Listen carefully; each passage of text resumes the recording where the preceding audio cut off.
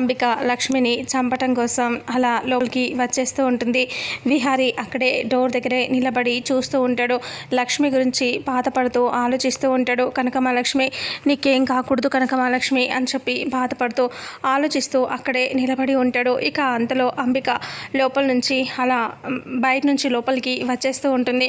అంతలో విహారి ఉండటం చూసి ఆలోచిస్తుంది. ఇంకా ఏం చేయలేక తప్పదు కాబట్టి విహారి ఉన్నా సరే లోపలికి వెళ్తూ ఉంటుంది. సడన్గా విహారి డాక్టర్ వెళ్తుందని చెప్పి అనుకుని రెండు చేతులెత్తి దండం పెడుతూ ఇలా అడుగుతూ ఉంటారు. డాక్టర్ గారు ప్లీజ్ డాక్టర్ గారు మా లక్ష్మిని బ్రతికించండి అని అంటూ రెండు చేతులెత్తి దండం పెడితే అంబిక అలాగే సీరియస్గా చూస్తూ ఉంటుంది. విహారి ఎలాగైనా లక్ష్మిని కాపాడండి అని చెప్తే అని చెప్పి లోపలికి వెళ్తుంది. అలా లోపలికి వెళ్ళిన తర్వాత ఇంకా మీరు మెడిసిన్స్ తీసుకురండి అన్నట్టుగా వాటి గురించి మాట్లాడి వెళ్ళిపోతుంది. ఇంకా అంబిక లోపలికి వెళ్ళిన తర్వాత విహారి అక్కడి నుంచి వెళ్తాడు. బిల్ పే చేద్దాము అది అని చెప్పి మాట్లాడటానికి అక్కడికి వెళ్ళటంతో ఇంకా లోపలికి వెళ్ళిన అంబిక ఇంజెక్షన్ తీసి లక్ష్మిని చూస్తూ ఈరోజు నీ ప్రాణాలు గాల్లో కలిసిపోతాయే, ఈరోజు నువ్వు చచ్చిపోతావు అని చెప్పేసి అంటూ ఇంజెక్షన్ లోడ్ చేసి గ్లూకోజ్లో ఇవ్వబోతూ ఉంటుంది. అంతలో విహారి అక్కడ మాట్లాడుతూ ఉన్నప్పుడే బిల్ పే చేసి ఎంత అవుతుంది అది ఇదని మాట్లాడేసి ఇంకా ఇలా వెళ్ళబోతాడు. ఇక వెనక్కి తిరిగి వెళ్ళబోయేసరికి ఒక ఆమె వచ్చేసి ఇలా అడుగుతుంది రిసెప్షన్లో డాక్టర్ ఎప్పుడు వస్తుంది అని అడగటంతో ఈరోజు డాక్టర్ రాదు లేట్ అయిపోయింది కదా లేట్గా వస్తారు అని చెప్పడంతో ఇంకా అప్పుడే ఏంటి ఇప్పుడు డాక్టర్ లేరా అని అంటూ విహారి అడిగితే లేరు అని చెప్పడంతో ఒక్కసారిగా విహారి టెన్షన్ పడుతూ మరి లక్ష్మి గదిలోకి వెళ్ళింది ఎవరు అని చెప్పి పరిగెత్తుకొని విహారి అక్కడికి వచ్చేసరికి అంబిక ఇంజెక్షన్ ఇవ్వబోతూ ఉంటుంది. విహారి ఒక్కసారిగా లోపలికి పరిగెత్తుకొచ్చేసి ఇలా ఆగు అని చెప్పి అంటాడు. అప్పుడే అంబిక ఆగిపోయి అలా చూస్తూ ఉంటుంది.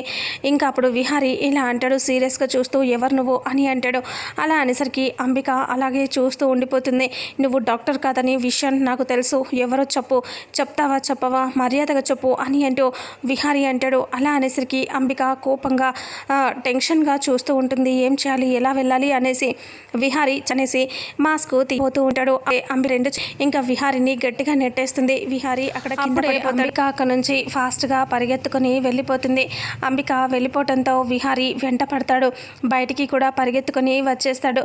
అలా వచ్చేసరికి అంబిక ఫాస్ట్గా పరిగెత్తుకొని వెళ్తూ ఉంటుంది. అప్పుడు విహారి రెండు చేతులు పట్టుకొని మాస్క్ని తీయటానికి చాలా ట్రై చేస్తూ ఉంటాడు.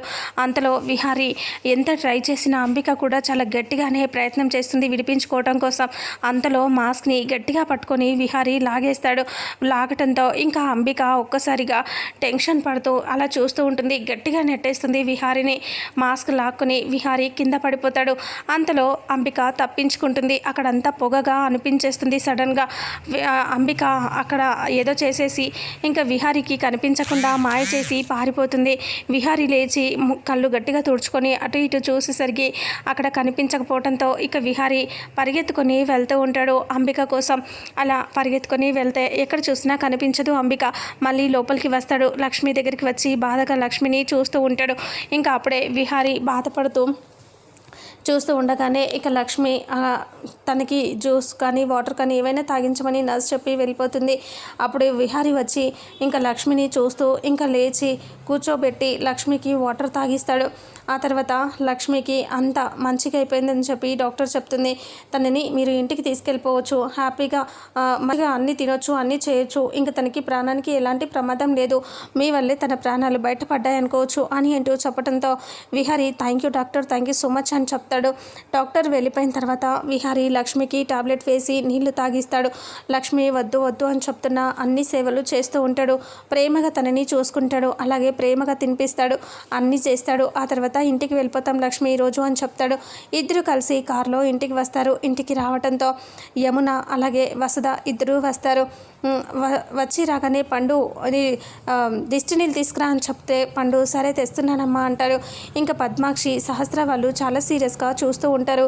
అంతలో పండు వచ్చి ఎర్ర నీళ్ళు ఇవ్వటంతో విహారీ లక్ష్మి ఇద్దరు ఒకరినొకరు చూసుకుంటూ చాలా సంతోషంగా ఉంటారు.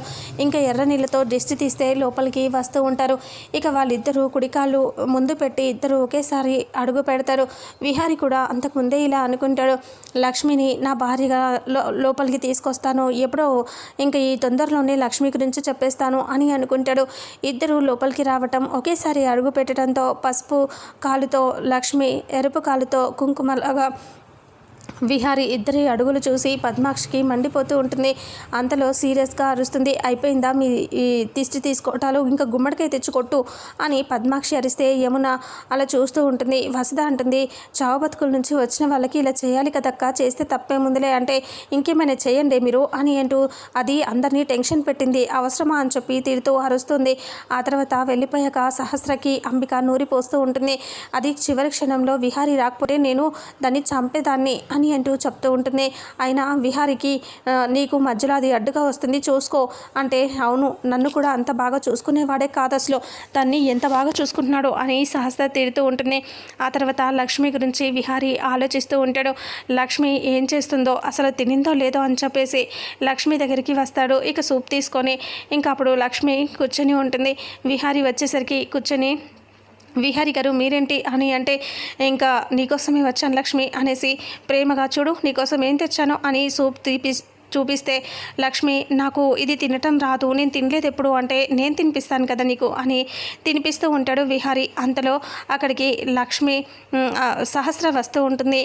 తన సౌండ్ ఇంకా ఇలా డోర్ ఓపెన్ చేసి చూసేసరికి విహారీ లక్ష్మి ఇద్దరు చాటుగా వెళ్ళి దాక్కుంటారు. ఇంకా తర్వాత చూసి సహస్ర కోపంగా అక్కడి నుంచి వెళ్ళిపోతుంది. మళ్ళీ ఇద్దరు మెల్లిగా బయటికి వస్తారు. ఇక ఇద్దరు ఒకరినొకరు చూసుకుంటూ నవ్వుకుంటూ ఉంటారు. ఇక ఇంతటితో ఇవాళ ఎపిసోడ్ ఎండ్ అవుతుంది.